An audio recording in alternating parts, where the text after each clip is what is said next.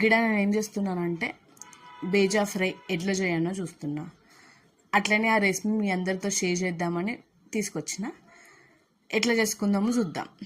పొయ్యి మీద బొగాన పెట్టుకొని అందులో కొంచెం నూనె వేసుకొని అది కాగిన తర్వాత బిర్యానాకు, ఇలాచి, లవంగం, దాల్చిన చెక్క వేసుకోవాలి. అది గోలిన తర్వాత పచ్చిమిర్చి, ఆనియన్స్ వేసుకొని కొద్దిసేపు వేయనియాలి. అవి గోలేలోపు పక్కకి చిన్న బౌల్లో కొన్ని వాటర్ గోరువెచ్చగా కాగబెట్టుకొని స్టవ్ ఆఫ్ చేసి అందులో బ్రెయిన్ వేసి పెట్టుకోవాలి.